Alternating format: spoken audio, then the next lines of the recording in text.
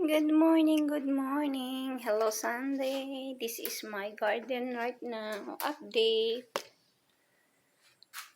I already take it off my cherry tomato. Now I plant my new sweet potato and some bell pepper. And I have one chili, green long chili.